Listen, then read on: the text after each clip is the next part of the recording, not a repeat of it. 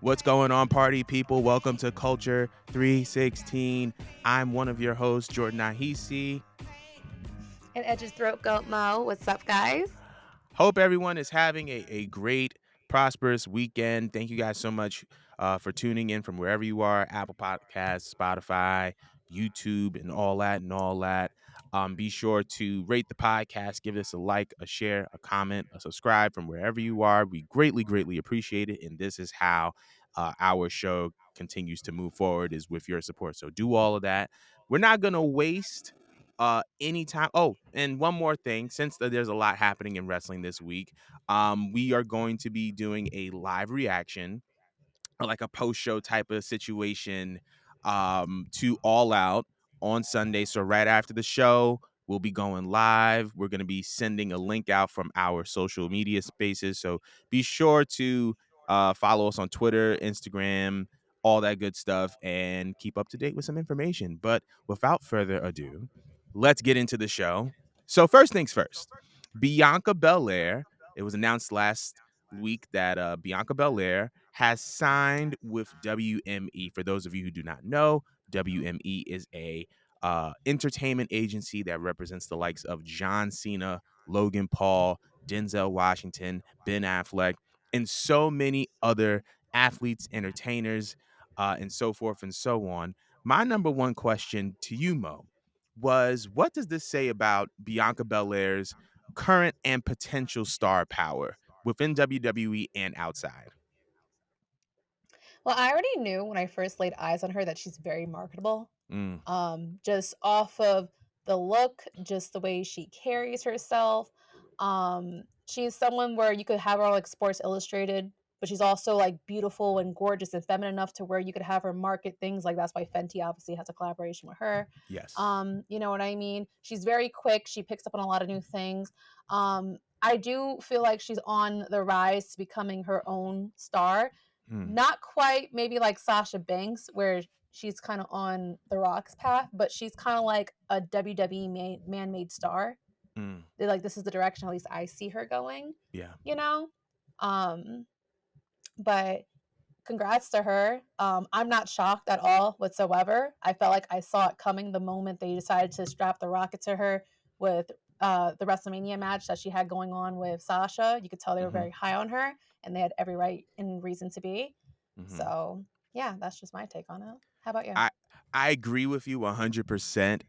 There were a couple things that I feel play a big factor into this. Number one, Bianca is a star. We all know that.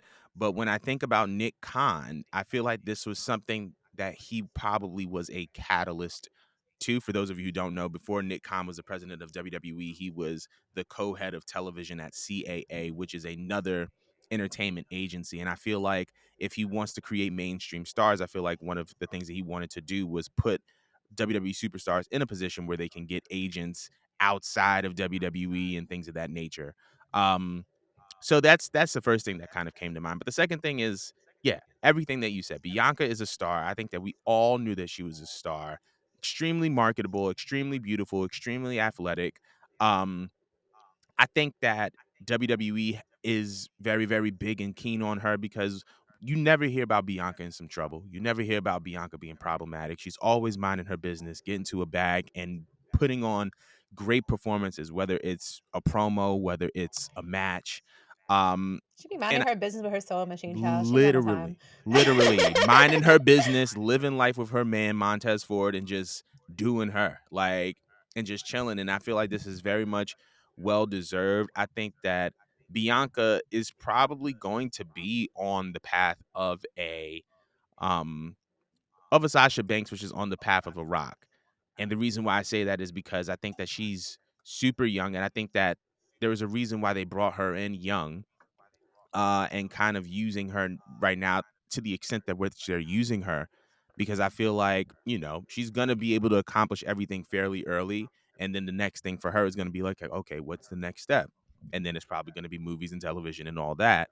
Um, rightfully so, because now with NXT, with their NIL program of all these college athletes, like they're trying to create a system where they're in and out, you know, in their early 20s out by their early 30s, essentially, so that they can just move on and do different things, because they understand that this is a young man's game. So very, very proud of Bianca. We all know that Bianca is a star, um, and I'm very, very excited to see what she does. So I was gonna ask, did you want to say anything else pertaining to that, or we can move on? The only thing I was just wondering was, did they select this for her just because they're worried, just in case something happens with Sasha? 'Cause I feel like they wanted all this with just Sasha, because I feel like Mm, they always just choose, like, their golden child, and yeah, she still is their golden child. Don't get me wrong; she's not absolutely. really going anywhere. But I'm wondering if they just wanted to just like prep someone else to just be in that seat, because I think Bianca's very loyal to the company. Yeah, um, and, like, when that situation happened with Naomi and Sasha and they interviewed her, she gave such, like, the most perfect PR answer I think I could possibly have gotten, you that's a know? fact. Like, she didn't throw shade towards them, she didn't throw shade towards the company, she kinda literally just said, like, ain't none of my business." Right, "I right. respect those females, they're great talents, ain't none of my business, ask them, they'll know, I love my That's a fact. company, go WWE." Like, Right, literally, that's all literally. she basically said. Like, go WWE, like, but I'm not saying anything about Sasha and Naomi. I Right. I don't think it's a Yeah. matter I don't think it's a matter of, like, them prepping her to be in that seat. I mean, obviously, in business and life, you don't wanna put all your eggs in one basket, right? And I feel like that's what WWE Right. is doing. So you don't wanna, like, put all your stock in Sasha, and then Sasha just, ups and leaves for whatever reason, which she's totally justified to do, by the way. Not slandering that. Mhm. But I feel like the investment in Bianca, as well as, when Sasha and Naomi come back, which we will talk about. um, I don't think it's a matter of prepping one instead of the other, as opposed to the powers that be in WWE understanding the value of black women, when it comes to mainstream star power. When we look at, even Sasha Banks, even though Ronda Rousey was the more popular name in fighting, Sasha Banks was the name in WWE that generated the most interest, even when Ronda was in WWE. When we talk Mhm. about Naomi and when she won the title back in 2017, and then she had that glow challenge where people were dancing to her theme song on the internet. Like, that's part of the value of black women in your company and having crossover star power. So I think that WWE just understands, like, okay, we have black women as superstars. We need to be investing in them, because if the idea is for us to be mainstream and for us to be crossover, these are the people that are going to be crossovers. I don't think it's a one or the other thing, but I think it's like we're going to invest a little bit here, a little bit here, and a little bit here. Yeah, no, when you put it that way, and I had to think about it a little bit longer, that does make a lot of sense because they extended like both awards to Sasha and I believe Bianca for the Mm-hmm. EPSIs, stuff like Yep. that. You know what I mean? So I love the direction that they're going. I love to see black women win, just black people in general win in Absolutely. WWE. 'Cause I feel like we're heavily slept on. Mm-hmm. So congrats to her. I can't wait to see where this goes, and Absolutely. where this takes her, and if she's going to be with the company in the next 5 years, or she's going to be doing other projects and pursuing other means while she stays with the company. So good on her. Good on her. Now moving She's our on. trailblazer. She is our Mhm. trailblazer. I was gonna say, now moving on. Um, so moving on to some AEW news. Sammy, I'm calling him Samuel. Samuel Guevara and Eddie Kingston Samuel. got into a backstage incident pertaining to a promo that Eddie Kingston had cut in the ring about Sammy. Sammy then had replied to Eddie Kingston with comments about his weight, and Eddie took a swing. From there, Eddie Kingston was suspended. He ended up coming out and saying that it was his bad, that it was his wrong. Um, Eddie Kingston ended up being on the card for All Out, where he will be facing Ishii during the 0 hour. But I kind of wanted to take a little bit of time to kind of examine this incident, and wanted to ask, who was in the wrong? Who was in the wrong during this incident? We all know who's in the fucking wrong, and it was Sammy to begin with, because he could sit there and write in his whole statement that they went over things and he never once mentioned to comment about his weight. But did that really have to be said? Like Mm, in this time and day, do you really have to sit here and like go over that with someone that you should be commenting on someone's weight? We just Yeah. covered it in the show, so I'm not going to sit here and reiterate myself. We just talked about how it affects both the men and the women. We Yeah. have all these pressures to have a certain physique for the camera, and just you could just tell off of the way like Sammy carries himself, not just as a character, but when you see him in his interviews and shit, he carries himself like a fucking dickhead. He's very arrogant. He's very full of himself. He's very much conceited. So I don't just imagine that this was just like a matter of that Eddie was triggered just by the promo. I feel like there's been something brewing, Yeah. you know. And on top of that, Sammy's already a target Yeah. because I mean, we all have not forgot about that incident that happened on the I forgot what's the name of the podcast with the bald guy or whatnot that he got on, but he you know what he said about Sasha. We're not going to say that word on here, but it was a very Yeah. inappropriate term that was very insensitive to a lot of victims. It rubbed a lot of people away from both parties, male and females. And Sammy, I feel like got away with it, like scot free. Yeah. This man got at most just a little suspension and a sensitivity class, basically a slap on the wrist. Yeah. So you should know even better since you took these fucking sensitivity classes, and you're gonna come back and you're gonna cut an insensitive promo about this man's weight. Knowing already and also here's another thing I didn't like. I didn't like how he also in his statement wanted to comment on Eddie's anger issues. Like, to me, Mm. I just thought that was just an unnecessary jab. Yeah. That's his business. Okay. And if you know that he has alleged anger issues, if that is in fact true, that he does need anger management, why would you comment on the man's weight? Mm. You know what I'm saying? Like, I don't know. Me personally, I don't like Sammy. I would find any reasons to swing on Sammy. That's why I feel like, and that's why I feel like happened with Eddie. We all seen that little video that I shared Yeah. last On week Twitter. where yeah, he sometimes Eddie does do shoot promos. Sometimes they're just promos where he's just being a dickhead and he's acting like himself. Me personally, I feel like every time Eddie cuts a promo, um, it's a little bit of venting in there.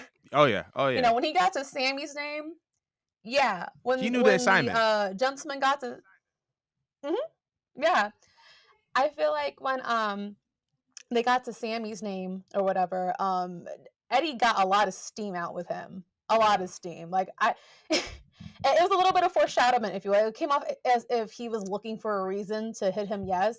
But I do feel like he had every right to hit him because why would you? Like we literally just went over for like the past 6 weeks. It was a war on the internet about commenting on Adam Cole's weight because he's too small, he's too skinny, he's flabby. He needs to get back into the gym. He needs to get bigger. He needs to get bulkier. He'll look better in ROH. Da da da da.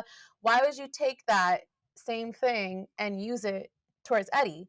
Because not for nothing, there's nothing wrong with his weight. He moves just fine in the ring. He's a damn good character. I said this many times before. What I love about Eddie Kingston is that he just feels like a real guy, a real dude. He's very relatable, and that's like Yeah. the biggest thing that is important when you're in this business. You Yeah. want to be a character and you want to be somebody, have a look that is very relatable, and that's something that Sammy just isn't. So I Yeah. feel like it comes off like jealousy. I feel like that's the only reason why he probably took that jab, Yeah. because a lot of people hate Sammy because he's not relatable. He's a fucking dick. Like Yeah. in his head, he really thinks that he has a legacy going on. Like, I feel like in his head, he thinks he's one of the four pillars to AEW, and then, like it's really not it. Like he could go Mm. missing from television right now for like 6 months. He could be gone. And I promise you the ratings wouldn't move because not for nothing, we didn't want to see you on TV. If Mm. anything, I'm pretty sure that a lot of the TV channels turned off or turned to a different channel when it was him and Tay on TV for weeks and weeks and weeks. Like Right. he's not interesting, he's not engaging. The last time he was engaging was because he was paired with Jericho. And I feel Yeah. like that's what gets to his fucking head. Right. I think that because he had that one, he got gassed up as a quote unquote Spanish god or whatever the fuck Jericho labeled him as. I feel like he took that, he ran with it. He also sees that Tony Khan is backing him on what he does because if I was Tony Khan and someone was going to drop that word on a podcast, I don't give a fuck if that happened not on my territory. That's inappropriate. That's a PR disaster. Like Like. it is. I have female talent that I hired. How does that make them feel? Mm. That this man could go around saying that he wants to do that word to another Another woman. another talent, and I have Yeah. all these other female talent. Like it comes off to me like I'm being insensitive to them, which I do think Tony Khan did not handle that in an appropriate way. Right. You know. But I think that Sammy just feels like he has like this little shield on, not this little shield. I feel like he has this big force field shield on him that he could never do any wrong, and he doesn't have to take any accountability for shit. Mm. So I'm happy that Eddie knocked him upside the head. I wish he would have knocked him upside the head some more. And I'm happy that he's back on the card because, to be honest, like I feel like He didn't he deserve is a that. needle mover. He did not Yes, deserve that. he didn't He's a deserve that. great talent. He comes in here and does his job. He didn't do nothing wrong. You know what I mean? He's Right. just amazing at what he does. And I'm happy that they put him back on the show because I mean, you already lost MJF. You cannot lose Yeah. another mouthpiece You like Eddie. can't. Good luck. You re- Good yeah, luck. you can't. Yeah, you can't. You can't. After losing MJF, which we'll talk about later, you definitely can't lose uh Eddie.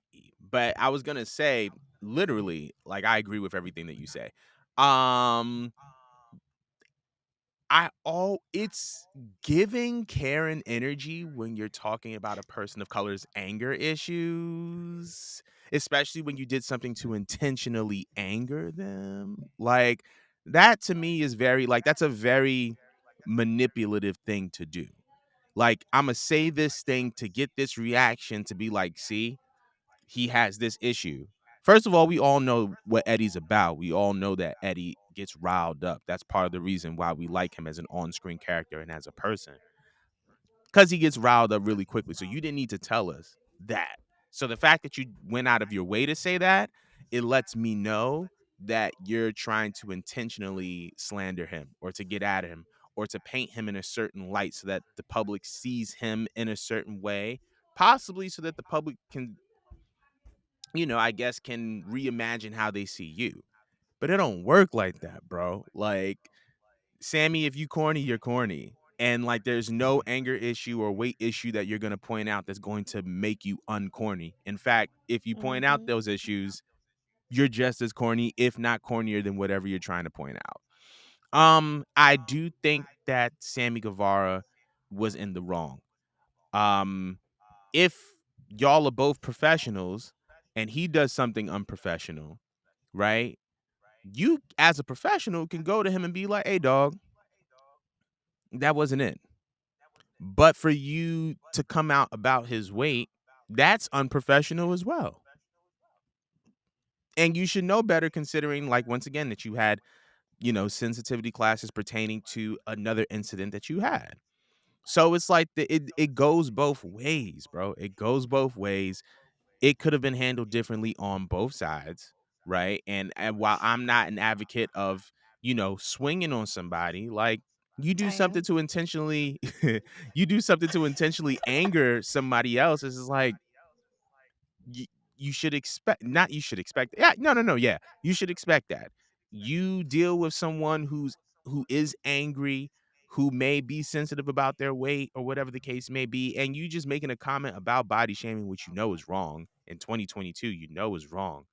Like you're doing all that and you didn't expect to be swung on. Like, come on, bro. You Yeah, know talk better than shit, get hit. right. The fuck? Right, and especially when it's Eddie Kingston. Like this is Eddie went to the golden boy of the company and CM Punk and was like, "Dog, I don't like you. What do you think he's And plus, gonna he's from do?" New York. What do you expect? Right, Like, right, right. Like fully from Yonkers, bro. This man has a damn Yankee fitted tatted on his head. Like essentially, he's so New York. But like, I just think that what he did was just very immature and very insensitive, and it goes to show you why people don't like Sammy in real life because that was just corny. Um, I was gonna say, did you have anything else to say about that, or you got it all off? Because I feel like you may have something else.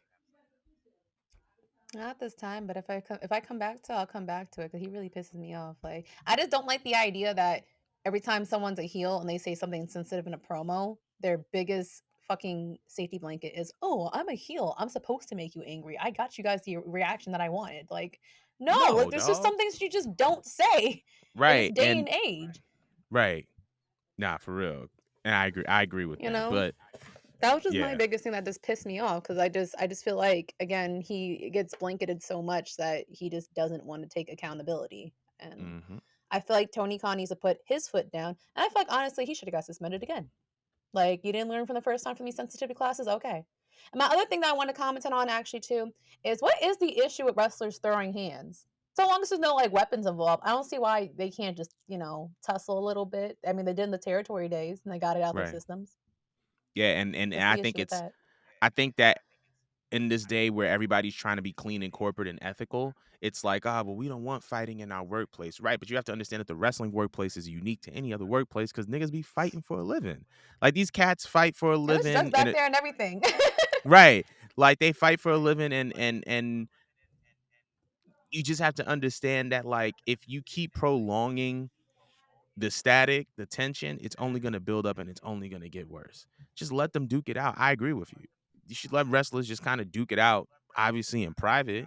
But I'd rather them fight, get it over with, have their little rounds, and then it's over versus having to like, oh, well, you didn't say this, or well, you didn't say that, and then it just continues to build and fester. You know what I'm saying? So yeah, Mhm. that's my thing. All right then. But moving on. So Warner and Discovery, speaking of AEW, Warner Discovery, who is the parent company that is in partnership with All Elite Wrestling, has told Tony Khan to tone down the profanity and blood on All Elite Wrestling's programming, Dynamite, Rampage, and so forth and so on. How do you think that this will affect their content moving forward?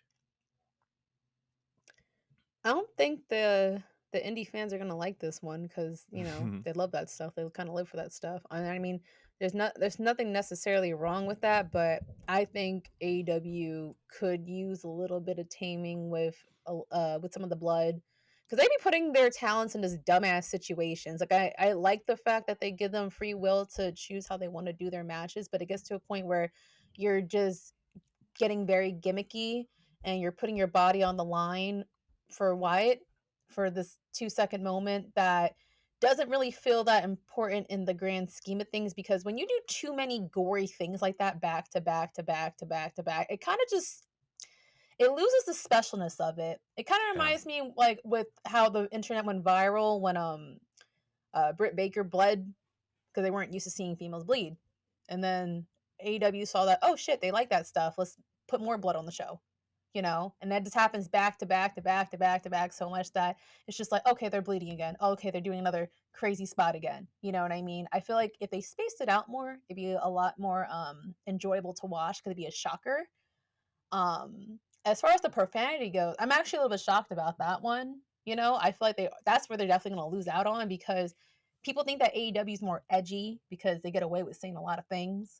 yeah, They're like Tony Khan. I don't think he really clears anyone's promos for the most part. He kind of just lets them just go out and say what comes off the dome piece or whatever. So, right. um, I do feel a little bad for them that they had to go to PG because now they're gonna have to focus on being a little more clever and thinking outside the box rather than just taking low blows all the time and saying jaw dropping things just to get a Yeah, pop out of the audience. So that's gonna be very interesting considering that WWE switched to TV 14 and now your competitor has to stoop down and do PG. So right. I don't know where it's gonna go from here. What do you think? I think I agree with you on that. I think that this is going to take a very, very big toll. I specifically like on the independent wrestling audience. I think that part of the reason why they gravitated towards AEW was because you had access to the blood, the gore, and the profanity. I feel like the profanity is thrown out a little bit too much. Like people just throw out you know, you know, the B word or the SH word and just being like, ah, yeah, yeah, I'm just gonna do it. And this is what makes it cool. But it's like if you do it over and over again, it's going to dampen the uniqueness and the specialness of it all. Like prime example, when they did the Rollins and Riddle promo that, where like they were staged to be like going off the air and Rollins just, started landing haymakers. I think that that was perfect because it's like you don't hear that on WWE television that often. And so because of it, it's like it makes it so much more special when you actually hear it. So I think that is going to have an effect on their audience for sure because it's like, okay, now where are you going to go to get all the profanity and the blood? And I think that it's also going to affect some of their special TV programming that they do, like Blood and Guts, right? Like, there's a whole brand of programming meant to highlight a cage match where everybody is bleeding. So it's like, now how do you go about that? So I think it's going to definitely affect them moving forward, and but we'll see what happens. I think John Moxley's I knew he was punching air because that man bleeds every match. Every match, that man is gonna blood is coming from somewhere. The head, the elbow, uh, right weenus. Something is gonna be bleeding on John Moxley whenever he's in the AEW ring. So it's gonna see. I think we're gonna see a actual more wrestling centric product now. It's gonna thrive on strong hits. It's gonna thrive on sound, technical skill, but I don't think that we're gonna be seeing a lot of bleeding. So a lot of bleeding or profanity. So we'll see how that Wonder if goes. it's gonna hurt them. I don't think it is because I mean, they were able to get this far, and the profanity and the blood lured talents away from WWE. So now they don't even really have to do everything that they were doing because they already got the talent that they wanted. They already have CM Punk. They already have Daniel Bryan. They already have Cesaro and Jericho. You already, I assume that the MJF thing is the work. They have MJF. They have Darby Allin and all these other guys that came to AEW for creative freedom. And like now, since they have that load of talent, it's like, okay, if this happened like 2 or 3 years ago, okay, now we have an issue, right? Because it's like they didn't have as much of a deep talent pool as they have now, but now they have talent for days. So they can go about that Yeah. in any way they see fit. Um, do you think that it's gonna affect like their future? Do you think this is gonna be a negative impact on them? You gave me a second perspective with that 'cause I wasn't thinking about it. But they have a lot of core stars to work with, so, I mean, the wrestling is there, that's great and all. What I think it will hurt them is, with the talents that suck at cutting promos, and then they have Oh yeah, to just get a pop by saying something crazy or just saying a swear word. I feel like those people are gonna be heavily exposed because it's just like, "Alright, what do I say now? I don't have a character," and um, sometimes AEW puts people together feud not really based off of a real storyline, so it's just off of the wrestling. So if those people are being paired off of just that solely wrestling, they could possibly hide behind that. But when it's yeah, time to like cut a promo, if they're so used to just saying buzzwords just to get a pop out of people, and now they took out that aspect, I feel like a lot of people are going to be exposed for being really bad on the mic. They're right. gonna have to work around that. So, Mm. yeah, some people need to go back to promo classes. I'm not sure they don't have a PC center over there, right? Not so funny. I don't think they have even got around to that. They Hmm? didn't have a PC center for I think there was a long time where, like, as far as, like, training was concerned, like, they depended on their coaches, and if Cody saw fit, he would send, like, some cats to the Nightmare Factory, which is, like, his personal gym and training facility, but now that they don't have Cody, they don't have that option, but I think that was that hey, going back to a couple episodes ago when they made all those promotions in talent development and HR with Sanjay Dutt and Tony Schiavone, it's like now we're going to see how effective they can be because now we have guys that are good on the mic who are the powers that be in AEW. So now these wrestlers have more than enough resource to become better at their craft because it's like now you have people you can go to who have official positions and stuff like that. But like the stuff Okay, like well, good for I don't them. I don't know if you followed the whole Jungle Boy Christian Cage storyline, but Jungle Boy literally has a shirt that says Christian is a pussy. Like I seen that. you can't do that now. Like you can't Yeah, say that. Like when I yeah, you can't say that. You can't do that. Cause to be honest, Jungle Boy ain't really have any good promos like that. I can't think of a memorable I Jungle can't Boy recall promo. one. So you can tell that like some of these people rely on these curse words for a cheap pop. So we'll see what that entails going forward. Now, speaking of AEW, um, Wardlow had some very, very interesting comments in an interview about his match and feud with MJF. He was talking about how there was such a big build to the match, and there were so many things that were happening, with MJF and Wardlow's personal life that kind of ruined the match. Um, Take that as you will. Wanted to know, do you think that this is like legit or do you think that this is a work? Like, do you think that Warlow really doesn't bang with MJF or do you think that there's some tension or do you really think that, this is all just a part of a plan for MJF to come back to AEW? It would be really elaborate and fucked up and twisted if it was, like, this long of term of booking that they decided to, get other people to get on interviews and, talk about some beef, but I do think that I'm starting to believe that this is not a work, Mm, mainly because MJF hasn't spoke negatively about WWE. Every time I ever read a report about like if he would possibly jump to other sides, considering that he's wanted everywhere. I mean, yeah. he's young, he's good in the ring, he is a phenomenal talent, he's very unique in his craft. Um, I could definitely see based off of just all the factors that are going on. I don't think he gets paid enough for all he contributes to the show. I do feel Mhm. like him not being there is very noticeable. Yeah. If they do take him back, he has to come back with a fat contract. There's no other way. There's Yeah, he's no getting a fucking bag. way. He has to, and, like, it's insane that, like, they're signing other people, like, to way more money than him because just, like, again, MJF never had a belt, at least to my knowledge, never had a belt. I haven't stopped watching for weeks or whatever, but the only thing he has gotten is a ring. Yeah. That was it. And yet he feels like the one of the most important people to that company that was Mhm. freshly bred through AEW, you know what I Right. mean? Like, he has the most memorable moments, the most memorable promos, you know what I mean? Because again, AEW has their characters and they have their wrestlers. He's definitely like a character, and characters stand out in wrestling. Let's just be honest. Yeah.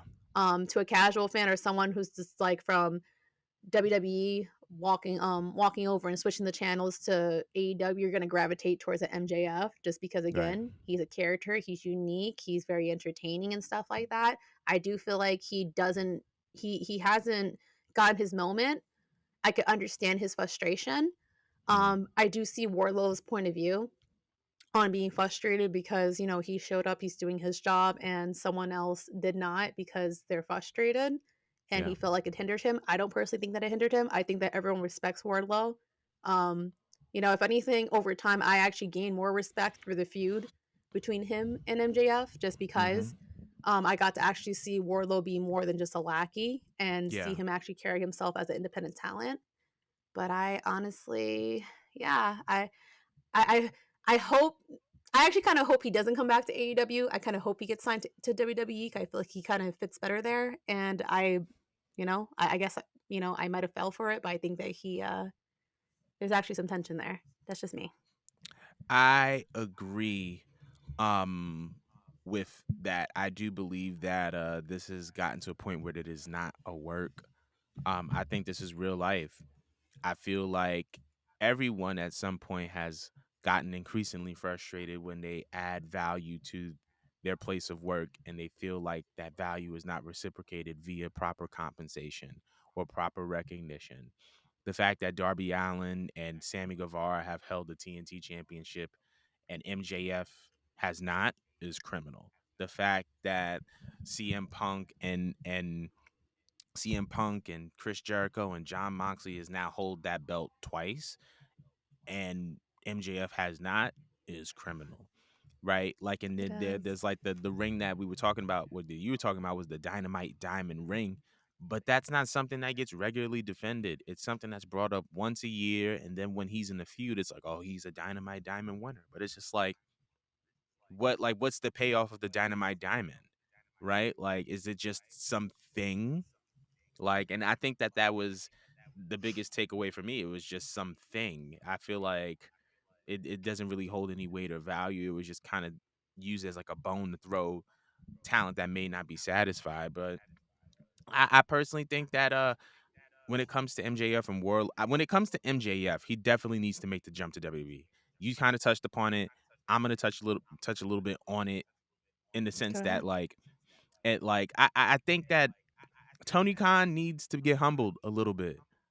Because I feel like, with the exception of like these past couple weeks to a month ever since Hunter's taken over, he's talking loose and acting like he's untouchable. And I feel like if MJF goes over there and does his thing and he gets pushed to the moon and there's a rocket attached to him, then I feel like Tony's gonna wake up and be like, "Oh, alright." Because if you're investing more into your older talent than you are your newer talent, like what's the difference between you and Dixie Carter? Um, but I do believe that this is not a work at all. I think that MJF is legitimately dissatisfied. And if I'm wrong, I'm wrong. If they prove me wrong and they prove it to be a work, then it's a work. But It's a damn good um, one. it's the damn good one and pretty realistic. And then we would have to give Tony Khan credit for being, ahead of the ball creatively. But I think this is real. This is very, very, very, very real. But going from something that is real and is serious and interesting to something that may not be, WWE have crowned their new women's tag team champions. Oh my Raquel god.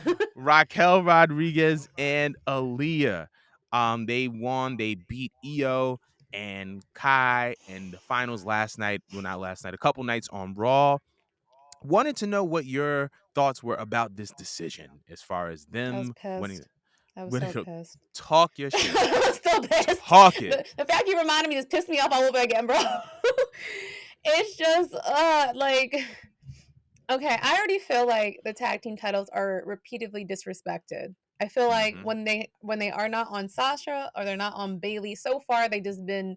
I mean, the Iconics did a different job, a pretty decent job, I guess, with the belts. But for the most part, I just feel like those belts don't mean anything to me at this point. And I was Mm-hmm. hoping that the whole point of putting together this faction with Bailey, Dakota Kai, and Io Sky was going to put some respect on the belts, Mm-hmm. and they chose to give it to some bitch that puked herself a few months ago in the middle of the ring.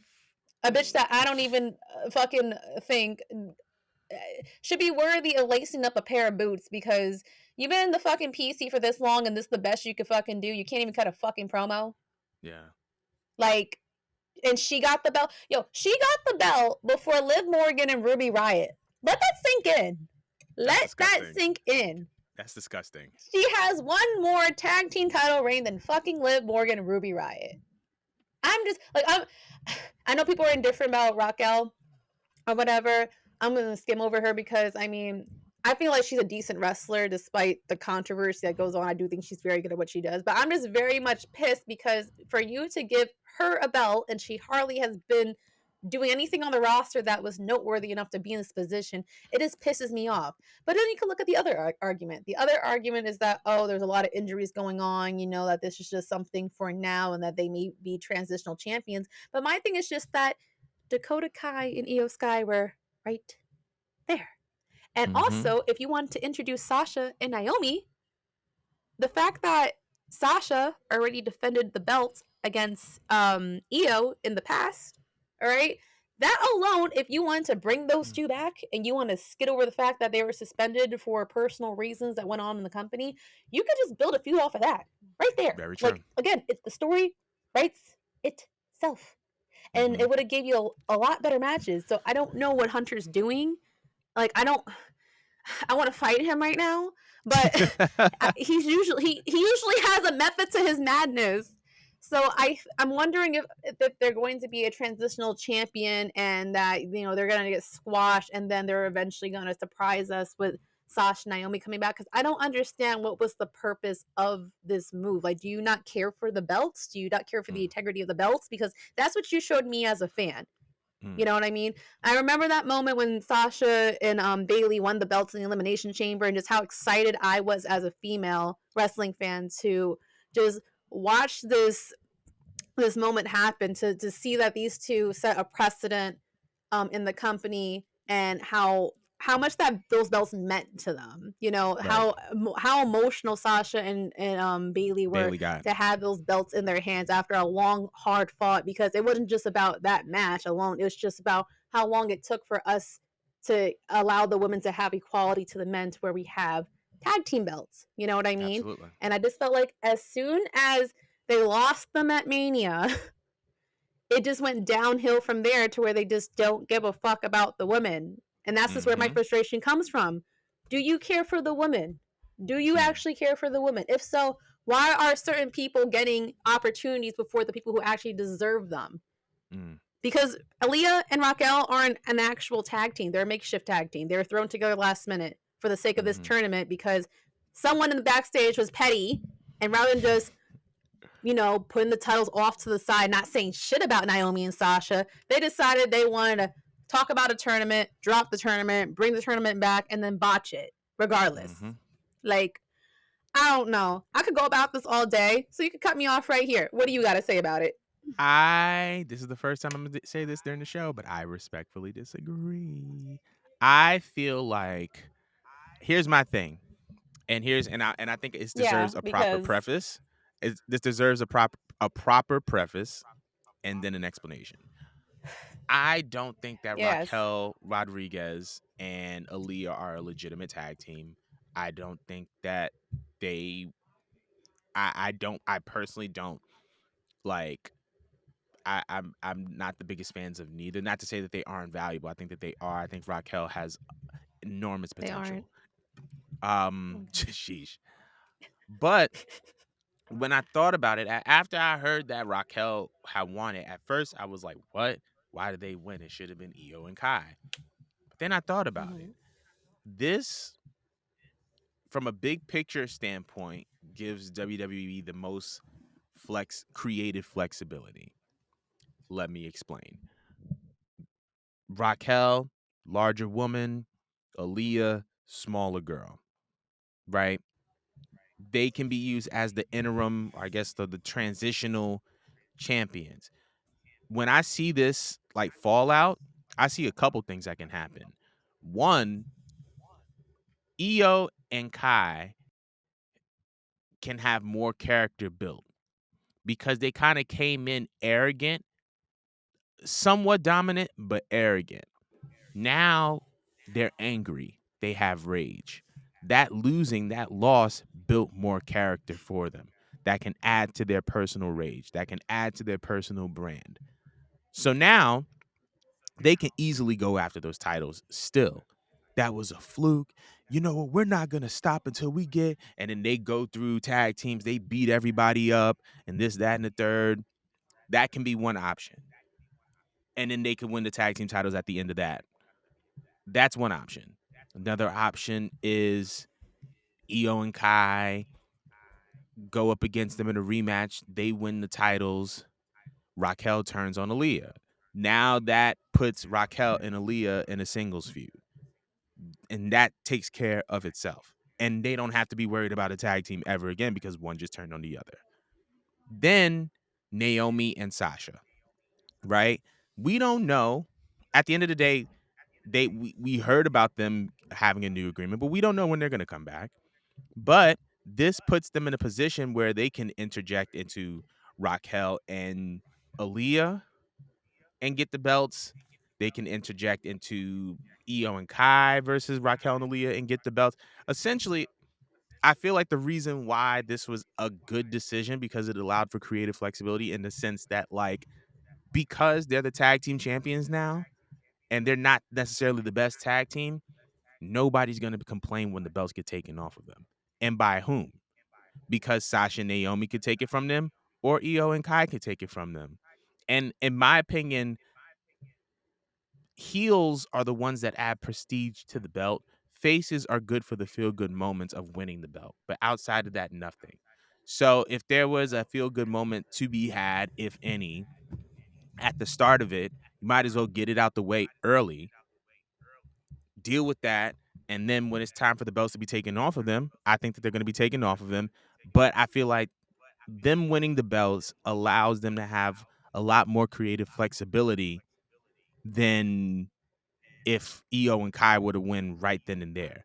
Because like Io and Kai, they will win, and then it's just like, okay, and then Raquel and then Aaliyah are essentially going to be on main event within 2 weeks. But if you put them in a position where one could turn on the other, that could solve itself and it could elevate the both of them potentially. So that's the only reason why I agree. I disagree with you is because I feel like this allows them for enough creative flexibility so that they can do a multitude of things from whatever position that they're in right now. That just sounds like a lot of television that I don't want to watch.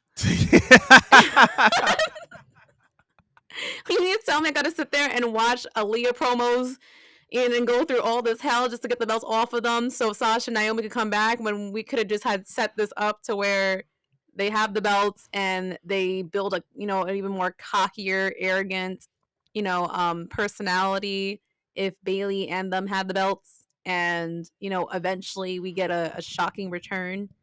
Mm-hmm. I don't know. I felt like I was witnessing a change going on that I feel like Dakota Kai and Io Sky aren't random. There Yeah, was a they reason aren't. why they were, you know, handpicked to work with Bailey. It's because they were Mm-hmm. established. Um, Dakota Kai's run may not have been like the best, but she was certainly established. Everyone already knew who the fuck she was. And Mm-hmm. everyone especially knows who Io Sky is. So I don't feel like I need extra layers to be added to them. I mean, maybe to the casual viewers that aren't familiar with them, you know, if that's what your perspective was.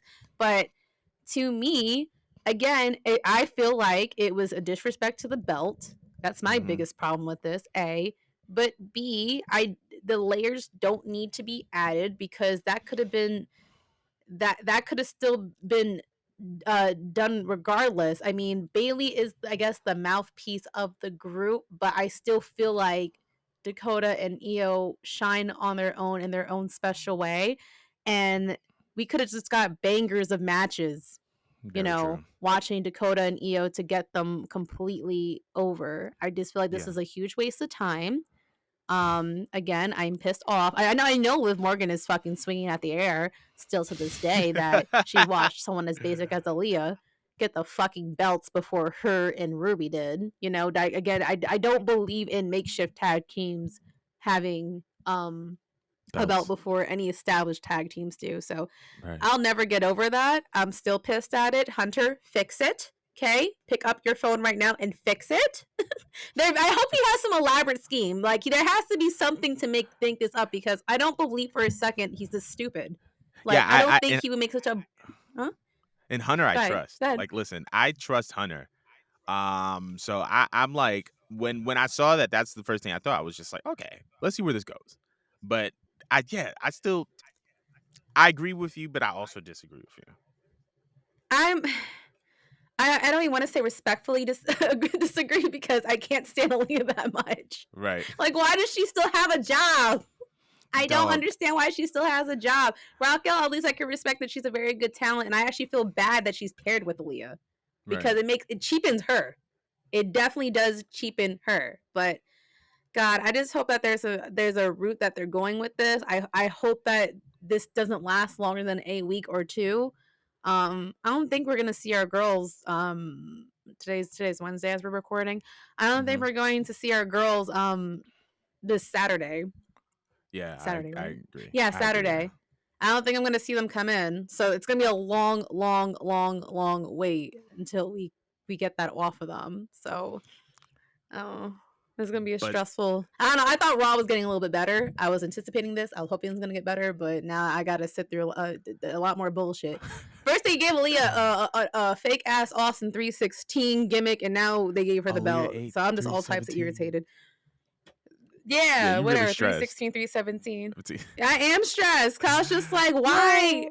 Why are you wasting your time when you have other talented people backstage? Like, I'd rather Natty had the belt again. And Natty bores the hell out of me, but I Yeah, would rather deal with another Natty run. Natty is unseasoned as they come. But speaking of Naomi and Sasha, it has Yes. been reported that they have a new agreement with WWE. They're officially back on the internal and external rosters, and they are back in Hey. WWE. So we said Hey. that they're probably not going to be at the UK show. So if they're not going to be at the UK show, when do you expect them to make their return? I feel like they're gonna drag this out.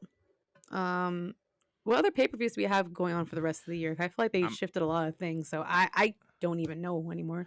I'm gonna Um check, but keep going.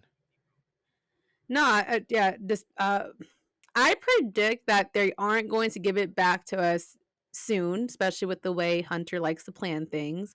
He Mhm. has given us so many surprises. I think it'd be too soon if he had the girls come back now, you Mhm. know? And from the looks of it looks like Sasha is doing so many little extra projects. I just don't see it at this point in time that they're gonna make the girls come back right now. I'm Right. going to assume when it's time to shake up the roster. Mhm. I can see them That's coming back that's during around the a time frame I'm expecting. And that's like October, November when they normally yeah, shake it up. What's their November pay-per-views? November, December Survivor pay-per-view. Series. Ooh, perfect timing. That's a good time. Oh There you man. go, But yeah, bingo. keep going. No, no, That was that would it? be perfect. Yeah, That would be I agree. perfect. Good, I good. actually agree.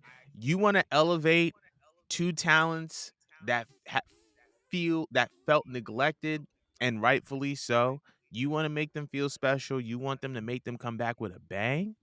Bring them back to a big four. SummerSlam is already out the window. Mania is already out the window. Royal Rumble already out the window as far as this year's pay per views, right? And then waiting until Rumble next year, I just think would be too long. Bring them back to Survivor Series. If the whole idea is to, have these cats going for the belts, and it's between Raquel and Aaliyah and Io and Kai, and they're going back and forth. Now you're caught in the middle of their rivalry and you're engaged, and then Sasha and Naomi come back and they just mess up everybody. Oh, Ooh, I like that. I like that. That's a scenario where they can have the biggest impact. That's a that's scenario where they spicy. could Yeah. it is, cuz it's just like it puts them, you have clear good guys, you have clear bad guys, and then you have Naomi and Sasha just being like, "Listen, we don't like none of y'all. We don't like none of y'all. We are them girls, and we're going to take what's ours." And now that puts them in the middle of a nice little mix. So I think that Survivor Series would be a very, very ideal place for them to return. As So you were you saying, think what were you they gonna say? have to come back as heels? I think they gotta come back as tweeners. I feel like they shouldn't come back as heels or faces. And I feel like they can do damage with that because I feel like that's such a practical approach to it. Because you have so many people who were cheering for them, wanting for them to come back, but then you also have management and people on air saying that Sasha Banks and Naomi disappointed us. I want to see a Sasha Michael Cole segment. Like, yeah, yeah, yeah, yeah, yeah. You was talking all that, right? You was talking all of that when we was away. Where's the energy? I need to see that segment. And I feel like that can only happen if they're a tweener because it's the only way they can be like, listen, I appreciate everybody who show love and wanted us to come back, but we got a couple people we got to check in person because they was talking real crazy when Sis was off the scene. So I feel like that's the only way that they can. I don't want to say the only way, but I feel like being a There's so many tweener, ways you could go about this. there's so many ways you can go about it, but I feel like that's the most effective way because it's like I'm not a good like what Roman used to be saying. I'm not a good, good guy. I'm not a bad guy. I'm the guy. I feel like that could be Sasha and Naomi. Like we not good or bad. We just here to take what's ours. Period. So I think that that's the This is best such way. a random thing, but like I always wanted at least Sasha to go head to head with Stephanie McMahon. And since she's like the new, CEO or Yeah. whatever, I think it'd be pretty cool if they wanted to be heels and they want to come back and talk shit and like take the suspension storyline to as far as they wanted to, and they could Absolutely. beef with Stephanie. I haven't seen Stephanie in the ring beefing with a diva or a women's wrestler in so long. And the last time we watched that was with the Bella Twins. And I Yeah. always wanted to see that with Sasha because she's the boss, you know what I mean? Yeah. Kinda kind of, Boss versus writes boss type itself. of thing. Yeah. Yeah.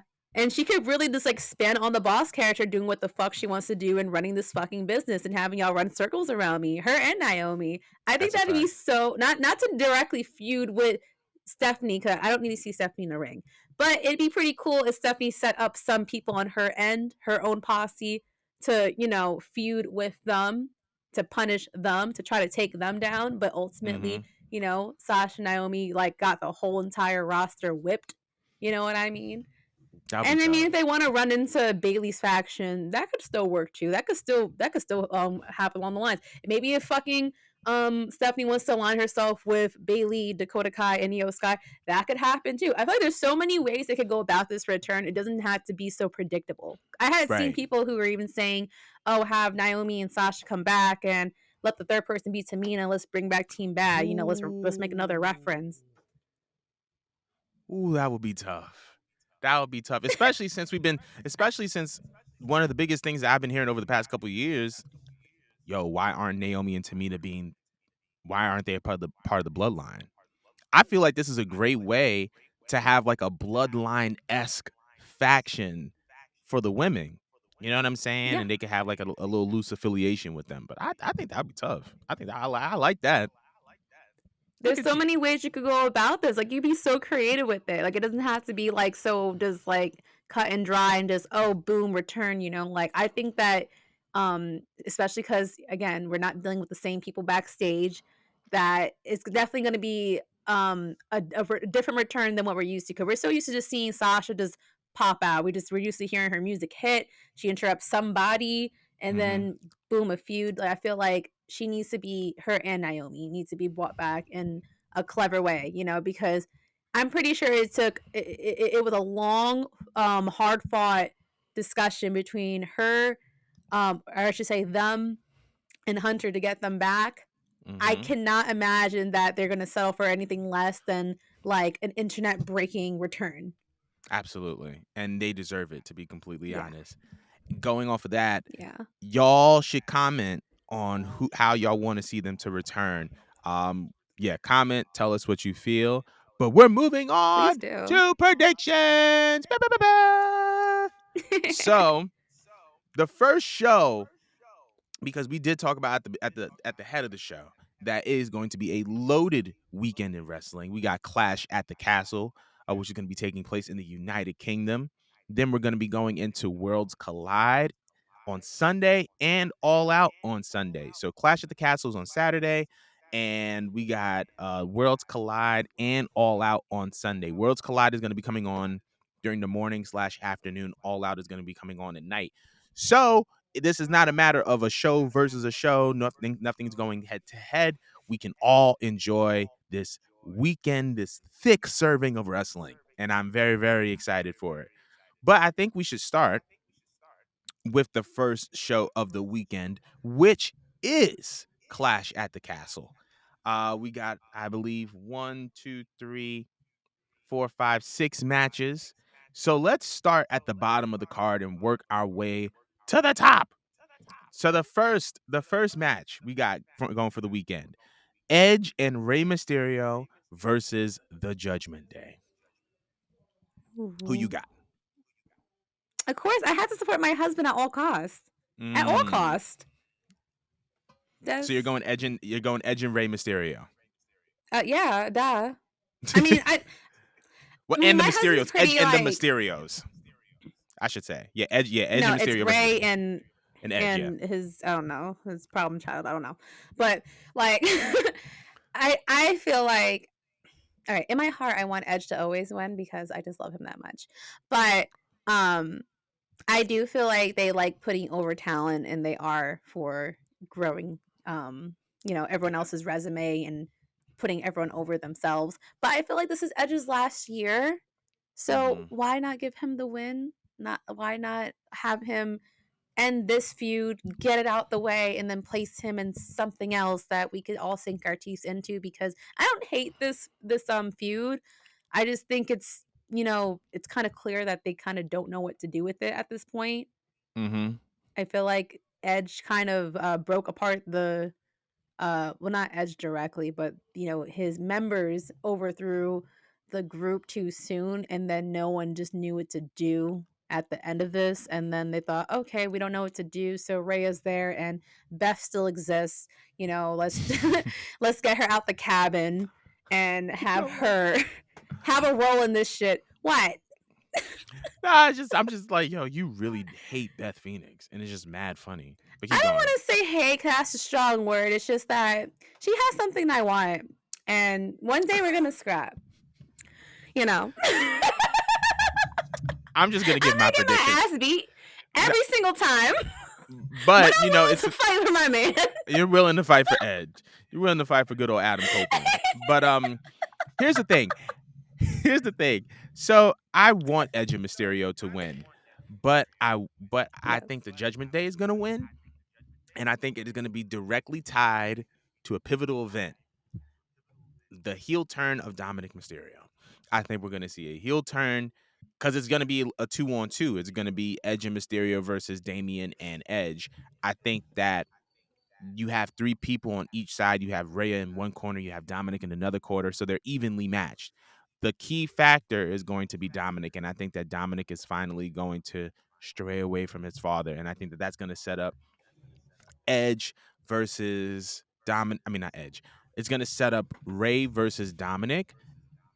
It may not put Ray in the judgment. It may not put Dominic in the Judgment Day, but I think it's going to be Ray versus Dominic, and then we're going to see the Edge versus Judgment Day feud prolong, and it's going to be kind of like the way that that kind of goes about. So I think that that's how it's going to go down. Um, um you gonna say something? God. No, I was it's gonna just Dominic does nothing for me. So I mm, hope and pray that this is going to actually give him like a layering. Like maybe I can't connect to him because he just feels like, like it just feels like they didn't have a daycare for Ray, so that he has to just drag along his oh overgrown son with wow, him. oh Um wow, oh wow. he's but he's not bad. Like he's not bad in the ring. He's actually very good. It's just that there's nothing that he has there that I could connect with. He's just there. You know what I Mm, mean? And yeah, I feel like it almost makes every Ray fan annoyed because they just want to see Ray do Ray and they just right. see him dragged along. But I feel like he is promising. He is. It's Mm-hmm, just that he needs to get away from his father, and I felt like he shouldn't never been presented with his father for this long. mm-hmm. I'm not saying he should have to have turned on his father, but I just feel like he should have had an identity a long time ago. But I Like think that he's this, been here for what, it's been like 2 years now, yeah, maybe yeah, three a years, little bit. I think a little bit under 3 years. and there's been no development in terms of him, just Ray. Mm-hmm. So I don't even think it's going to be like a shocker or a heartfelt moment, even if there was a heel turn, because they never gave this man a personality to begin with, Right, very true. outside of I'm fighting for my daddy. Like, okay, big I, whoop. I ain't gonna You know what hold I you. mean? I ain't gonna hold you saying I'm about to fight for my daddy is a crazy Ayo moment, but I ain't gonna say too much. It's a Ayo. But moving on from that, we got the WWE Intercontinental Championship on the line as Gunther goes against Sheamus. First of all, gonna be a banger. Oh But yeah. this is gonna be a banger. I think that this should be the opener of the show. It should either open or main event, but considering the main event, I know it's not gonna main event, so I think it should open the show. Um, I got Gunther. I got Gunther in this. I feel like um this is going to elevate him even more, considering obviously the newfound prestige of the Intercontinental Championship, considering where this title is being defended. And I think it's just gonna be a Mhm. great match. So who you got? I actually got Gunther too. I don't see the longevity if they were to have gave Sheamus the belt in the situation. I think Gunther's been Mm-hmm. doing a good job. Obviously, Triple H loves him. Like he Mm-hmm. has all his stocks in him. Um, yeah, no, beautiful feud the way they set it up. That was a very good cliffhanger that they left us on. But Mm-hmm. no, all my money is in Gunther. But if Sheamus won, I wouldn't be mad necessarily. Like they're both Yeah. like one of my favorites from the roster. Mm-hmm. So Team Gunther. I got that for I agree with you on that. So going from that into Mhm. the spicy matchup of the night, Matt Riddle versus Seth freaking Rollins. Who you got? Uh, I I was already gonna go for Seth just because fuck Riddle, but that promo. If I wasn't already a Seth fan, now I'm a stan. Like I'm a full Right. on Seth stan for the way he annihilated Matt Riddle in that promo. Like, can we talk about it? Bro, Seth was really out here and he was just like, "Oh, that's the route you want to go. Who's your queen? Who you married to? Oh, that's right. Oh, yeah. hold these. And he really went there. I was like, oh nah, this man is wild. And the little smile he did after he let out all that was mad funny because he knew what he was like. I was like, why do you have Like, to air it out like that, bro? Like, come on. oh my god, you could tell he had like some sick twisted just like high off of that, but it was great. Like I love the layerings to his character. At first I thought his Yeah, character was annoying, it was obnoxious, that it was a copy of Bailey's delusional character, but no, it actually like became its own. He's kind of like the Joker, if you will. yeah, But he it's is. fun, it's entertaining. I at first didn't really care for this feud. I knew that the match, when the time comes, is gonna slap because one thing This is about gonna be Matt big, Riddle is yeah. that he's a great talent. Like if you put aside how shitty he is as a person, phenomenal talent. Like this is going to be a banger regardless if you like this man or not. But that actually made me super excited for this feud. I was so shocked that they allowed them to go there, you know.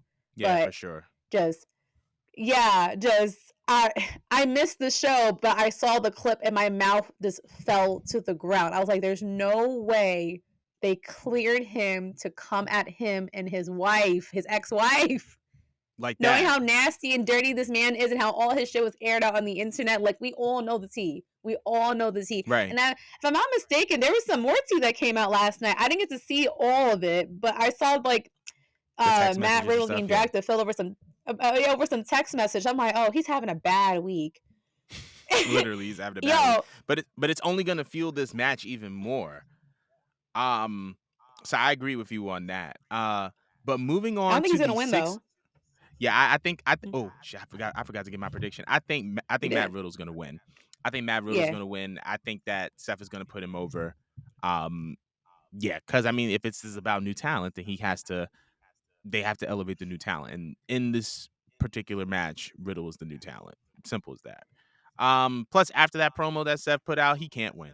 He can't win because that's just a burial after that. But moving on from that into the That's a 6-woman fact. tag team match, Bianca Belair, Alexa Bliss, and Asuka versus Bailey, Dakota Kai, and Io Sky. Who you got in this? I just want Bailey and her team to win. I'm never for any team that has Alexa on it. I feel Yeah, so bad for my girl Bianca being paired with them because yo, that whole team, and I love Asuka. I love Asuka. I really do. Her and Bianca, but their chemistry was so dry. Watching them try to cut a promo, it was just like oil and water and other put together. I didn't. I right, can't get with it. I can't. They tried. It feels like they rushed the three of them together. I don't. It doesn't feel like Alexa was even meant to be paired with them. I feel like they just randomly just put her in there just so they could um set up some type of feud to just get Bailey and her team some wins and further build some form of a storyline. But I can't get into this feud going on. It just needs to happen. Get it over with. Let team. I'm gonna call them damage control because that's what the internet's calling them. Let teams damage control does just get the win already. Next. I I agree with you on that. I want Damage Control to win. I think that if they lost the tag titles, which they did, I feel like they need to get their lick back and they need to make a statement. And I feel like what better way to get a statement than over the current Raw Women's Champion and Bianca Belair and two former Raw Women's Champions. I think that that would put them back in the conversation for a tag team title shot. And I think that it's very much needed and necessary. So I'm gonna But go. Bianca can't get pinned. Yeah, Bianca can't Bianca can't get get pinned. pinned. Like let I think, that's the reason why I was gonna say. I think that's the reason why Alexa's in the match. I think Alexa's gonna be the one that eats the pin because Asuka's good, Asuka. She's strong. good. You gotta keep her strong. Bianca's the champ. You gotta keep her strong. Yeah. You pin Alexa, you still get the win. You still get the win over a former Raw Women's Champion, but you know it's Alexa. So I feel like that's kind of the way to go about it. So there's And that. also, Hold Bailey on. better not be running away again in slow motion because what was Yeah, that? I'm no, absolutely the hell not. Absolutely no Absolutely. running. You're the leader of a faction. I do not need to see Bailey running away. But I think that that's another layer to her character as far as her being maybe not as a brave uh leader. She's a chicken shit So cowardly heel. moving on to the WWE SmackDown Women's Championship match between Liv Morgan and Shayna Baszler. Who you got? I love Shayna. I'm obsessed with Shayna. She needs to, and especially after I watched NXT and I saw the way Shayna pulled up on Mandy. Yeah, I'm like, no, now Mm-hmm. I need Shayna, old Shayna, to beat the shit out of Liv, take that belt, and I need her to go back down to Right. NXT and go To fight NXT. Mandy. Yeah. No, because like that got me so excited. Like, the way she pulled up on her and she let her know, like, like I made that belt actually mean something, bro. Like, I was like, yes, yes, like this is the Shayna that I miss. And also I love the way they've been building up the feud with Shayna and Liv, because they've been bringing back the old her where she used to step on people's limbs and stuff like that and break their arms Yeah. and stuff like that, or their hands. Like, I love that.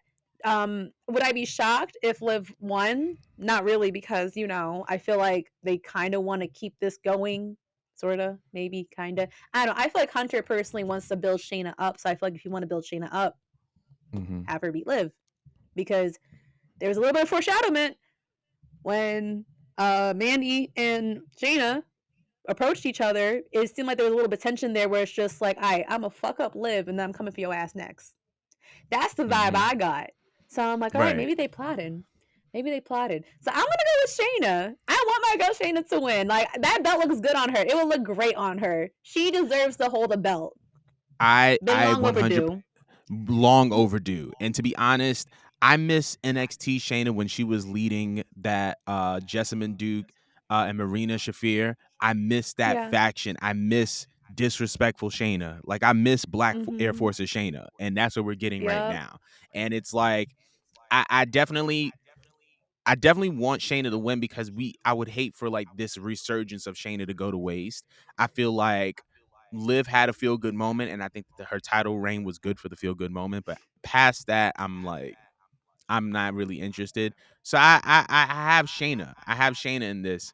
Yeah, yeah, that's literally my answer. Shayna Baszler, I think It is just gonna win sucks for this match. Liv, because like I feel like they should have let her hold on to the briefcase. They could have Mm-hmm. definitely saved this, but it was cool for 5 minutes, and then it's like the equivalent of like a dream match. Like, what do you do after it? Like, what do you do Right. after you had that feel good moment? What do you do with that? There's nothing, because There's again, the nothing. division is not built up enough for us to care. But That's a Shayna could fact. get all these bitches in shape, and she's gonna bring Literally. prestige to that belt. She will. I, She can, and I she love will. She, you know what? Go ahead, go ahead. I love how Whitney sent the all out card in the group chat. Shout out to Whitney. Queen But Whitney, I love her. but yeah, I agree with you. Like, where do you go from there? I think the lifting was cool for the moment, but post that, it wasn't really doing anything for me. But moving on to the next match, the main event supposedly, head of the table, the tribal chief Roman Reigns versus the hometown boy Drew McIntyre. Preface, I really hope that they follow through and they bring back the Drew McIntyre Broken Dreams theme song for this event. That pop is going to be Ooh. insane. But outside of that, who you got for this between Drew and Roman? Honestly, considering that he's going part-time, I don't, and I also feel like this whole thing with Roman has ran its course completely. Mm-hmm. I do feel like there needs to be a change here. And you brought up a great point before we started recording about the location. Mm-hmm. We're in Europe this time. Drew's from there, but he's Scottish, right? Yeah, he's from Um, Scotland. yeah, he's Scottish. And not just that, but another great point you had brought up was how they beautifully built up Drew for this amazing feud that he had with Brock Lesnar. And it's not that many people have slayed Brock. You have to understand how important it is to beat Brock at a WrestleMania. Only very few names have defeated him. However, no one talks about it, no one references it, no one cares about it, no one thinks about it, because there was no crowd. Like, the best part about a WrestleMania, especially as the talent that is there and getting put over, is just when you get that pinfall or that win by whatever means you did, and you look back and you get that reaction from that crowd that's just, radiating and taking up the whole entire arena. Like, it just makes you feel Mm-hmm. like it's like a champion, like you won the fucking Olympics or something, you know what I mean? Right. And it's just like, unfortunately with Drew, it was just to silence because it was a Yeah. pandemic.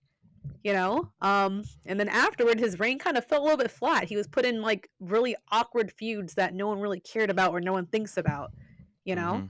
Mhm. So I feel like, um, even though I'm not really invested in Drew that much at this moment, I'm willing to try and get invested in him and Yeah. have him be put over. And let's just Mhm. start all over again with him having a title reign because it was definitely not fair to him the first time around. What do you got? Absolutely. I definitely have Drew McIntyre winning this, and I think that it is a well-deserved win if he wins this championship. I feel like, well, for starters, Drew and Roman already had a champ like a one-on-one match before where Roman already won.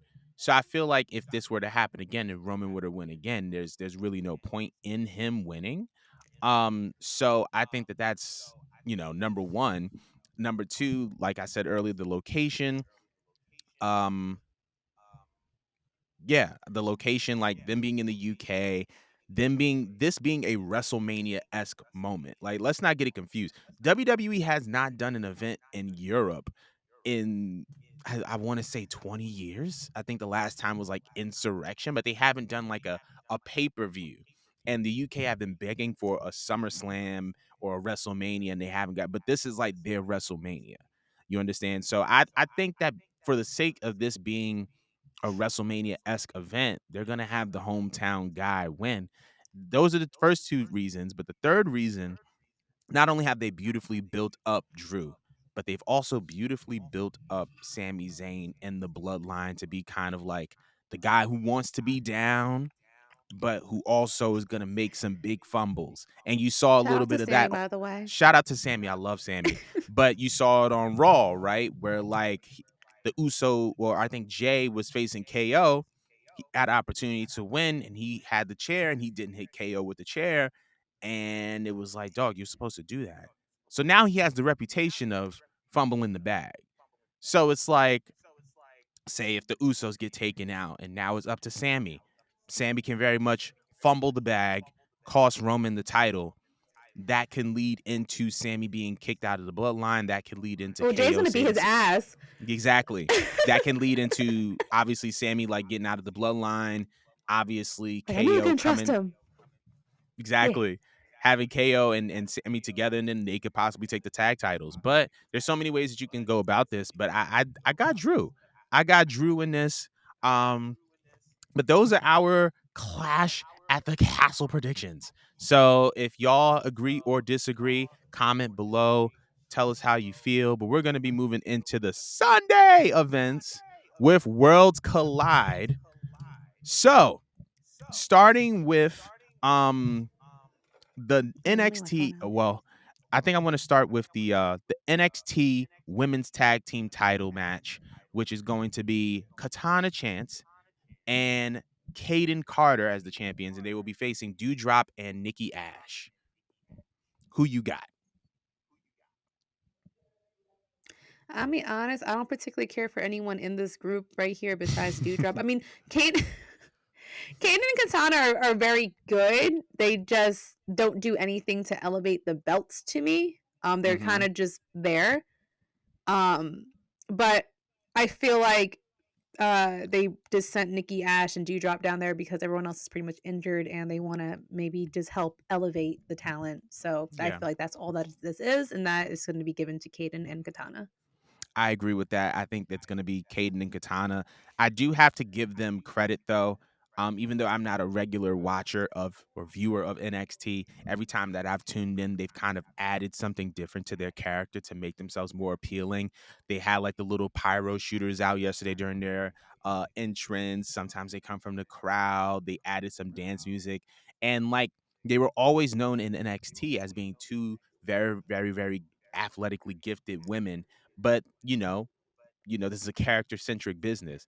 So it's like you have to add layers to your character. You can't just be an athlete. And I think them being kind of taking on this like party duo kind of character, it's like put everything into perspective for them, gives them like a proper context, and it gives them layers. You know what I mean? And so I definitely have Kaden and Katana coming out of this match as the champions. Um But speaking of tag team champions, we're going to go into the next match, which is the Fatal 4-Way Elimination Tag Team Championship Unification match. That was a lot of words. We got the Right? NXT, we got right. You got the NXT Tag Team Champions, the Creed Brothers, versus the NXT UK Tag Team Champions, Josh Briggs, and Brooks Jensen versus Gallus versus Pretty Deadly. Gallus and Pretty Deadly, for those of you who are not aware, are tag teams that are based in NXT UK. So, out of those four tag teams, who do you think is going to take it? There's a lot of names that I really don't know. Because Pick a team. I don't. Um, okay, I have a question. Which one are the Creed brothers? Are they the ones that? Diamond Mind. I don't know if that name Ah, rings a bell. no, that does ring a mind. Only mainly because Roddy. whatchamacallit, Stokely, whatever his name was, Yeah, yeah. Stokely. Well, now they're boring to me. And plus they're falling apart. The Yeah. tag team champions, I don't really have a feeling towards them. I want to go with someone from the UK. I want someone from the UK to win. I Mm, want to go with Pretty Deadly.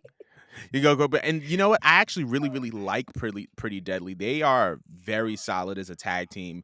They, I believe, were former NXT UK tag team champions. I believe they even won the NXT regular tag team championships at one point. They were really good. Had a very clear identity to them. I like them a lot.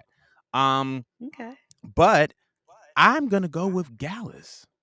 I like Gallus. They are Can you a describe them big to me? they Hmm? are Joe Coffey, Mark Coffey, and Wolf Gang. I don't know if you know who those three guys are, but they were NXT UK Tag Team Champs at a point. I think they were the first ones. But I think Oh, that they're three big guys. I feel like they were working a faction with Sheamus really well because they're just big, punch you in the mouth, super is athletic. Shaman's led that faction? No. I feel like they could be in a faction with him, like because of like Oh, they all kind of share like a similar energy. But like I like them. I like Gallus, and I'm gonna go with them as far as winning this match. Now the next match is what I feel like is going to be the match tonight for the NXT North American Championship. We got my guy Carmelo Hayes versus Ricochet. Two who I believe are two of the most memorable NXT North American champions ever.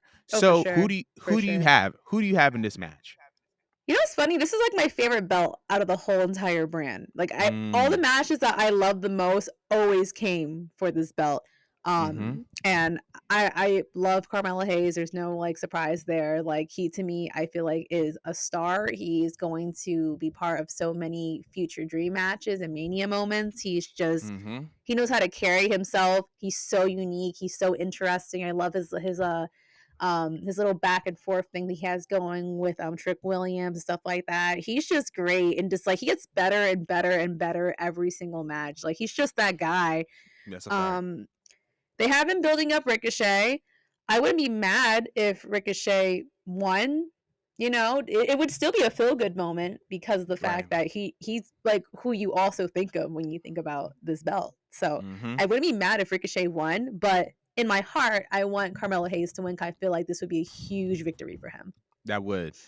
I agree with you on that. Having a win over a former champion, former North American champion as the North American champion definitely puts you in the upper echelon. I think that this would put him in the top three North American champions. I think it would be Adam Cole, Ricochet, Carmelo Hayes. Um, if he wins this match, this puts him in top three for sure. So I agree with you on that. And now we got the triple threat NXT Women's Title Unifications match where we have the NXT Women's Champion Mandy Rose versus the NXT UK Women's Champion Mako Satomura versus Blair Davenport. Who you got? I think we kind of went over this last week, We and then the did. way you painted it out made the most sense out of any other way that this could possibly go.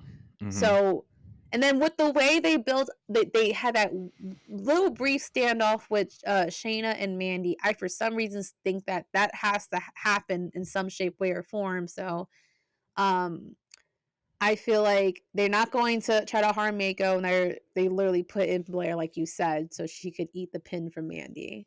Mm, So that's that's where I feel like it has no other choice but to go, because if Mako lost, I just feel like now you're disrespecting her. Like I feel like she's the legend in the match. I don't think that the right. legend should eat a pin or submission at all. No one has really, as far as the WWE casual fans go, no one really knows Blair Davenport. She if they just know her as Will Ospreay's bitch at this point. That's from them, from where they're Wow. sitting. From where they're sitting, I don't think I about her know what that you mean, way. but But that's the way they view her. You know what I'm right, saying? So they have no emotional attachment to her. Therefore, if she ate the pin from Mandy, I don't think anyone would be mad. You know, right, they're already booing the shit out of her last not this week but last week when she tried butting into their feud, saying that I deserve this because I'm number one contender and da da da da. They're booing her out the stage. I'm like, you know what? That they did it on purpose. They want to get rid of her. They're gonna have her just eat the pin and protect the other two. right. That makes I can see that. I also see Blair winning. You know what it is? I think that the Mandy Shayna face off, I can see Mandy coming up to the main roster. I can see Mandy and Toxic Attraction coming up to the main roster and saying Shayna winning the belt and then Mandy going after Shayna. But I also see Blair pinning Mandy. That way Miko doesn't have to eat a pin. But Blair winning is like it would be the shocker. I think that would be like the whoa kind of moment. And I think that because Blair is the new woman and they're trying to add value to her, I think that her winning both titles would automatically elevate her. Then you can have Blair That's versus true. Mako and put Mako in the mix with girls like Cora Jade and Roxanne and women like that. So I think that Blair is going to win this match. I just have a Really? strong feeling. I feel like Blair's gonna come out on top. I just think that it's her time. She's kind of been in the shadows, like number one contendering it since the pandemic in NXT UK. But it's time. I think Blair's gonna come out on top. And That's now, true. Some talents do have to go over yeah, from the UK. We can't just keep absolutely. choosing people from NXT. So that actually does make sense. I don't think Hunter would like call it down like that. But go Right. ahead. Sorry. And when you think about it, the NXT UK talent that are still on NXT UK are just going to be coming over to NXT. So it's not like they're leaving. You know what I mean? Like, Mm, so somebody got to win. You have to make it so that you show that all right, NXT UK may not be around anymore, but it was still valuable because NXT UK women, like NXT UK talent, is winning championships over here. So somebody got to take it. So I think that is going to be Blair. But now for the main event, Braun Breaker, his name has too many B's. Braun Breaker versus Tyler Bate the for the B's and C's are unified. fucking us up today. Right. Go These ahead. B's, Yeah. bro. The NXT and NXT UK title unification match. Who do you got? I feel like I feel like they want to continue to build up Braun Breaker, and I feel like if he does lose, then he's definitely seeing the main roster soon. Yeah, Just for because sure. he kind of already he's like the perfect like pre-phase default whatever wrestler setup you want if you want to plug someone onto the main roster. So if he wins, actually no. By my theory, I just said no. I want Tyler Bate actually to win, and I actually want Braun Breaker to go to the main roster. I feel like there's not that much that he needs to keep doing over here. Mm, that makes sense. I think that. Whew, I'm trying to think because I feel like if Braun were to go to the main roster, that space would be a little bit too crowded, at least right now. Um, but I think that Braun is going to win. I think that Braun is going to win, but I feel like Tyler's going to come incredibly close. Um, Okay. I think that if you want to add, like, here's the thing, right?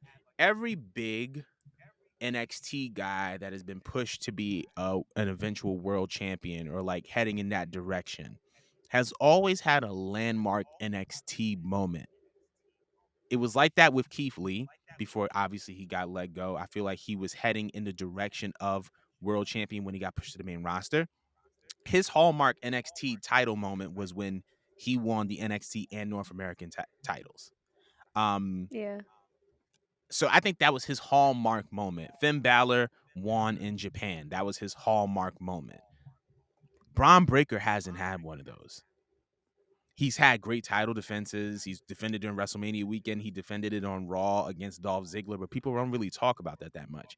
But him winning both of those titles and creating the NXT World Championship would elevate Braun Breaker to the point where he gets to the main roster. You know the vibes. I'm not going after the US title. I'm going after the world title. I made a world championship. Of course, I want the world championship of this brand. You know what I You think mean? they would set him up with Drew? Yes. Hmm. Yes, absolutely. Okay. I would think that either they would set him up with Drew on Raw, or set him up against Gunther for the Intercontinental Ooh. Championship. Ooh, now you're talking. That Gunther that's a versus match Gunther right versus there. Gunther versus Gunther versus Braun. I like that. That's two dogs going at it. Yeah. And they're very much both heavyweight competitors who can both go for a world championship. So I would say go for that. Um I like that. I like that. so but I my prediction is Braun. Braun is gonna win. And now moving on to the last event of the weekend. We made it, y'all. To All Out. AEW All Out live from Chicago. This is their third annual All Out. Obviously, it started as All In 3 years ago in 2019. This is their WrestleMania.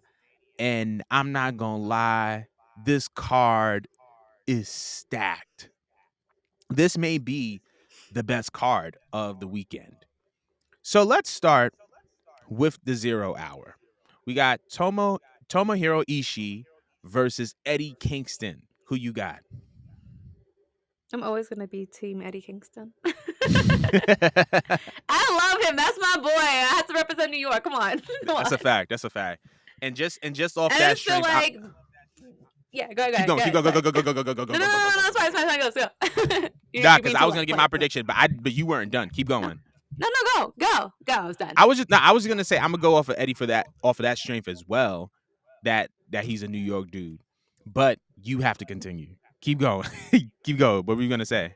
No, I just feel like considering all the events that happen and the need to have him on the show, like I don't know if they made him lose, I feel like it'd be a punishment. But I just Yeah. personally think that why did you rush him back onto out of his suspension to put him back? Like I feel like something important has to happen for Eddie.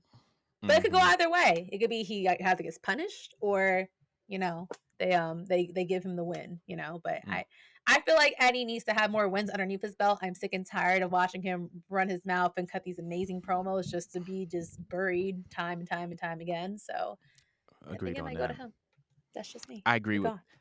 I agree with that. I think that Eddie's gonna win. I feel like Tony isn't going to, and especially if it's an opponent like Ishii who isn't really tied, who number one is a world renowned prestigious competitor, and two, he's not really actively tied into any AEW storyline. So it wouldn't make sense to bring a guy like that in and have him win over Eddie.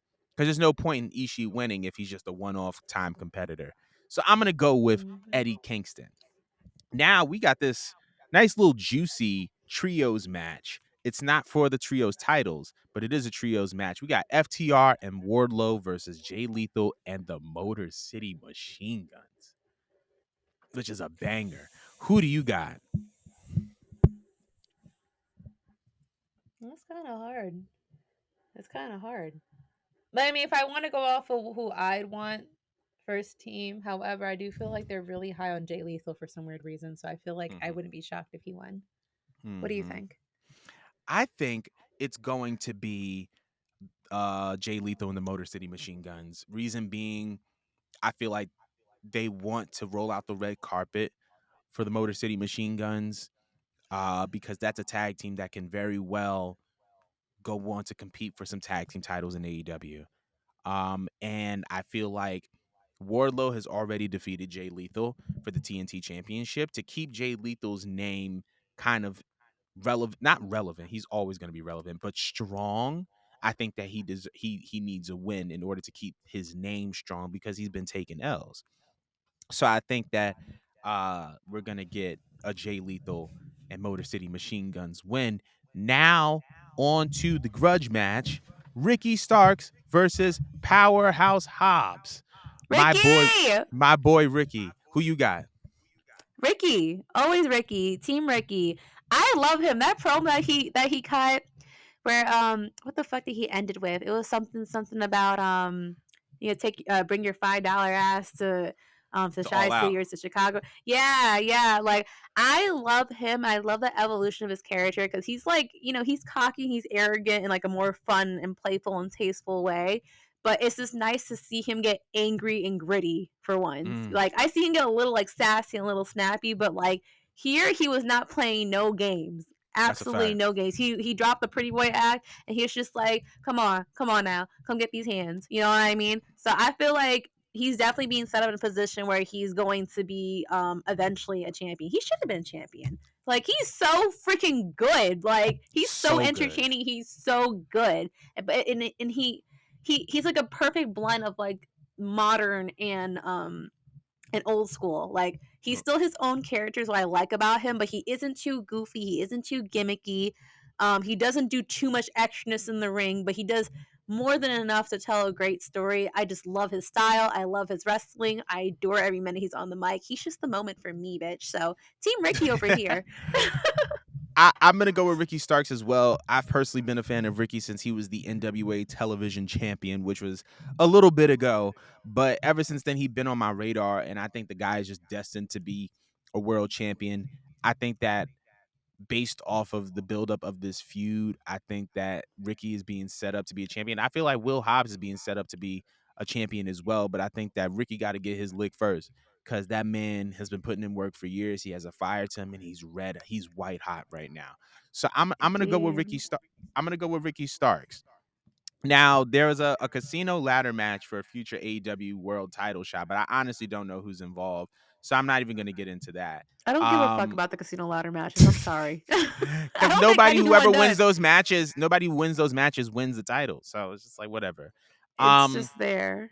But go ahead. so so we have the AEW World Trios Championship Tournament final. Um, I was gonna say the four remaining teams. I think it's like Best Friends. Let me make sure that I have this correctly. Um, so we have Best Friends. I think the Young Bucks and Kenny Omega are in there. I believe the Dark Order is in there. And there's like one more team, and I think that the finals is supposed to be decided tonight. But I'm gonna go with Kenny and the Bucks to win the whole thing. I feel like they're the most attractive trio in AEW. I feel like they're eventually just gonna take it all. Who do you got? No, I agree, especially with the way they brought Kenny Omega back. I just don't feel like they would have brought him back to not utilize him in a bigger way. And That's a fact. I feel like when it came to the elite, they have spent. Sorry, I'm a little bit like nasally right now, but You're good. I feel like they spent more than enough time putting over all their other talents, and it'd be nice to finally have a moment where they all get to shine. You know what I mean? Like I feel like Yeah. there's like all right, we gave back to the community and all that. I feel like now is time for them to show through, shine through, show their talents. And I feel like if Kenny Omega's back now, I feel like he's back with a different plot, a different scheme, something else that he wants to. I'm sorry, I'm like losing my train of thought, but I You're feel good. like, yeah, I just feel like they're going to do something with these three now, so I'm just gonna go with them. I agree. Well, yeah, I agree. So I mean, but finally, we got some black women. For the AEW TBS Championship, we got Jade versus Athena. Who do you got? Uh, I'll be honest. I'm not really feeling Athena too much in AEW.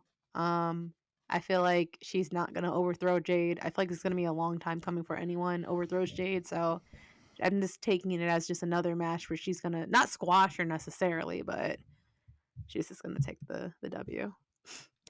I think Athena's gonna win. I Why? think that Athena's gonna win because Jade has held that title for so long and has elevated it to such new heights.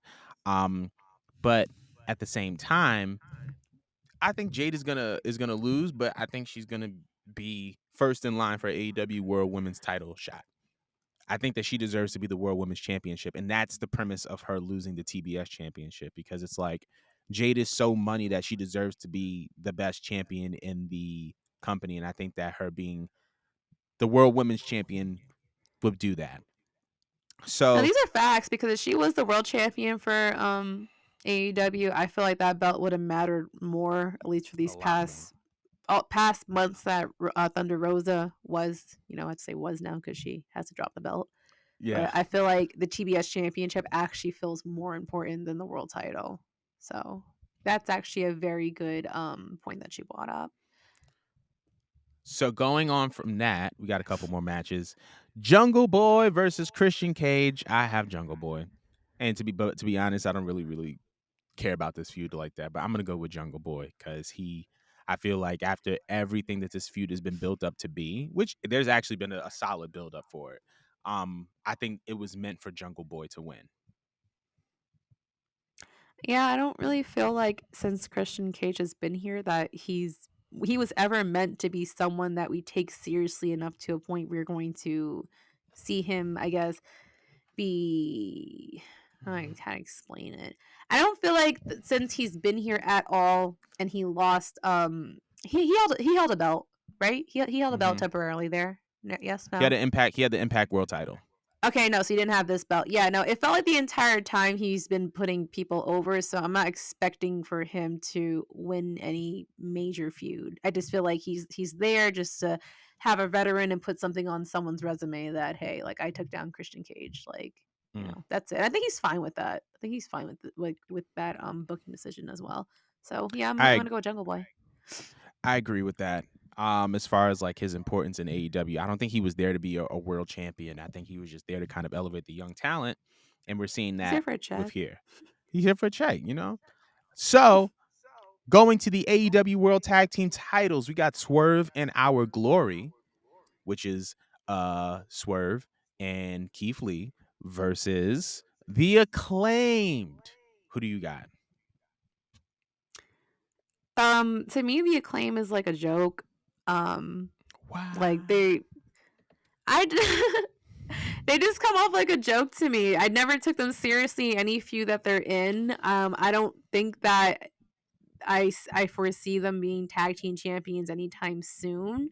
Mm. Um, and I think they're gonna go for a really lengthy reign with Swerve and Keith Lee that they're gonna try to continue on. So I just feel like they're gonna be fed to them, and that's it.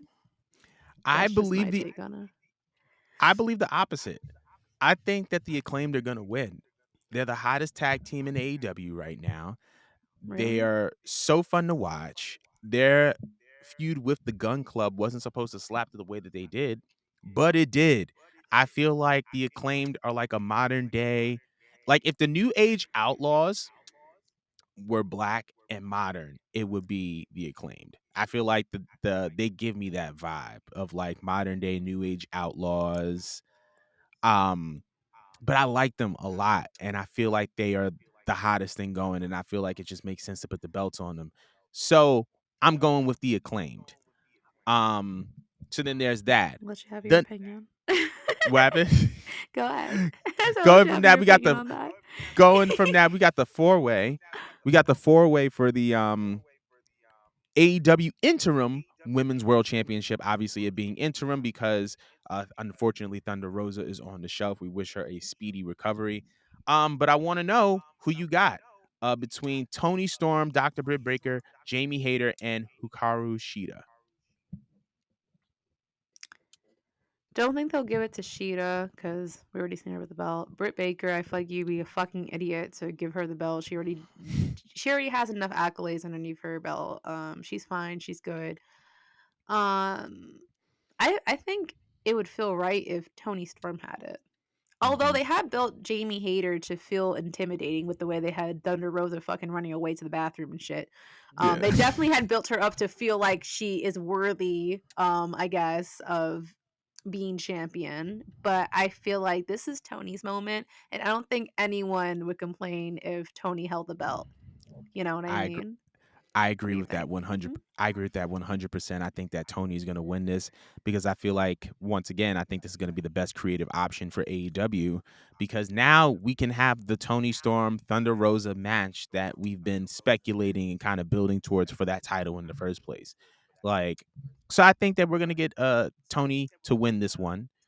And I just feel like that's the right move to do, like you said. And then for the last match on the card as of right now, Lionheart, Chris Jericho versus the American Dragon, Bryan Danielson.